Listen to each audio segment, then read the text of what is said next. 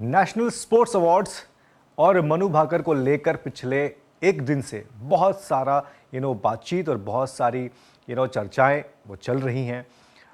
मनु भाकर के पिताजी से भी हमने बातचीत की थी, उन्होंने बोला था इस मामले को लेकर खबर कैसे आई, क्योंकि खबर ऐसे आई कि कमेटी जो थी नेशनल स्पोर्ट्स अवार्ड्स जो मिलते हैं उसकी कमेटी बनाई जाती है मिनिस्ट्री ऑफ स्पोर्ट्स की तरफ से। वो कमेटी ने एक बैठक की और इस बैठक में मनु भाकर जो कि इस बार के ओलंपिक्स में सबसे बड़ी खिलाड़ी बन के उभरी थी, क्योंकि उन्होंने 2 मेडल हासिल किए थे ओलंपिक्स में, और ऐसा कारनामा अभी तक ओलंपिक के इतिहास में भारत की तरफ से कोई नहीं कर पाया था। मनु पहली इकलौती ऐसी खिलाड़ी हैं जिन्होंने एक ही ओलंपिक में 2 मेडल हासिल किए थे। और जो कमेटी थी उस कमेटी की तरफ से कहीं ना कहीं मनु भाकर का नाम वो मिस कर दिया गया था।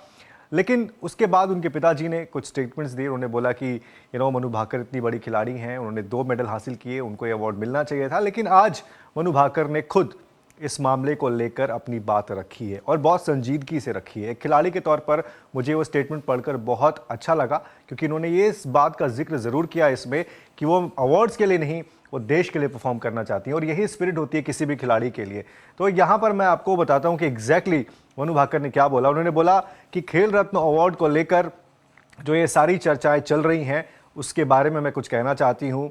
और उन्होंने बोला कि एक एथलीट के नाते मेरा जो रोल है वो सिर्फ और सिर्फ देश के लिए खेलना है और परफॉर्म करना है। अवार्ड्स और जो रिकग्निशन होता है वो ज़रूर एक खिलाड़ी को मोटिवेटेड करता है, मोटिवेशन उसको मिलती है, लेकिन वो मनु भाकर के लिए गोल नहीं है। उनका गोल क्या है? देश के लिए खेलना और देश के लिए परफॉर्म करना। उन्होंने बोला कि मुझे ऐसा लगता है कि शायद कुछ कमियां रह गई थी मेरे जब एप्लीकेशन में फाइल कर रही थी, मे बी उनकी तरफ से, जिसको अब ठीक कर लिया गया है। और उसके बावजूद वो ये कहना चाह रही हैं कि अवार्ड्स तो अपनी जगह पर है, वो सब कुछ ठीक है, लेकिन मैं हमेशा मोटिवेटेड रहूंगी, देश के लिए खेले और ज़्यादा मेडल हासिल करें। इसीलिए वो सबसे रिक्वेस्ट करना चाहती हैं, सबसे ये हाथ जोड़ के उनकी विनती है कि इस मामले को ज़्यादा स्पेकुलेट नहीं किया जाए, यहीं का यहीं इस मामले को छोड़ दिया जाए। पिछले 1-1.5 दिन में ये बड़ा डेवलपमेंट हुआ था, क्योंकि पहले ये खबर आई कि मनु भाकर का नाम वहाँ पर नहीं है खेल रत्न अवार्ड की लिस्ट में।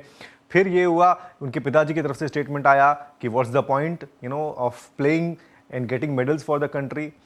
फिर मिनिस्ट्री के सोर्सेस से खबरें आई कि अभी फाइनल लिस्ट जो है वो जारी नहीं की गई है, और बुधवार यानी कल स्पोर्ट्स मिनिस्टर उस कमेटी के साथ एक बैठक कर सकते हैं, क्योंकि स्पोर्ट्स मिनिस्टर्स के पास एक अधिकार होता है उस कमेटी। क्योंकि कमेटी क्या करती है? वो कमेटी लोगों का नाम रेकमेंड करती है स्पोर्ट्स मिनिस्टर को कि ये हमारे ऐसे एथलीट्स हैं, ऐसे प्लेयर्स हैं जिनको अर्जुन अवार्ड, खेल रत्न अवार्ड, या जो कोचेस हैं उनको जो अवार्ड दिया जाता है द्रोणाचार्य अवार्ड, वो दिया जाए। रिकमेंडेशन होता है वो। और फाइनल अप्रूवल कहाँ से होता है? फाइनल अप्रूवल होता है मिनिस्टर की टेबल से। वो फाइल जब वहाँ पर जाती है वो उसको पढ़ते हैं, समझते हैं। अगर उनको लगता है कि सब जितने भी नाम है, जितने भी एथलीट्स थे वो डिजर्विंग हैं, उनको अवार्ड दिए जाते हैं। अगर उनको ऐसा लगता है कि इसमें कुछ मिसिंग है, कोई एथलीट रह गया है, उसका नाम उसमें जोड़ा जाता है। ये मिनिस्टर के हाथ से होता है जब वो फाइल साइन करते हैं। तो होपफुली कल जब मिनिस्टर जो है मीटिंग के लिए बैठेंगे वहाँ पर, उनके सामने जब फाइल आएगी तो हो सकता है मनु भाकर का नाम इस लिस्ट में ऐड हो, ऐसी मुझे पूरी उम्मीद है। लेकिन मनु भाकर एक शानदार खिलाड़ी जिन्होंने अपने एंड से इस बात का एक सफाई पेश कर दी है कि एग्जैक्ट हुआ क्या था। उन्होंने ये भी बता दिया कि उनका गोल क्या है। उन्होंने ये भी चीज़ क्लियर कर दी कि हो सकता है कि उनके एंड से कुछ गलतियाँ रह गई हों, जिसको अब ठीक कर दिया गया है। तो कल हम उम्मीद करते हैं कि जब वो बैठक होगी मंत्री जी की, वहाँ से एक पॉजिटिव खबर मनु भाकर को भी लेकर सामने आएगी। ऐसी तमाम और भी वीडियोस के लिए, अपडेट्स के लिए, क्रिकेट अपडेट्स के लिए, ओलंपिक स्पोर्ट्स के अपडेट्स के लिए आप सिर्फ और सिर्फ देखते रहिए स्पोर्ट्स तक। एंड फिलहाल मुझे इजाज़त दीजिए। Thank you.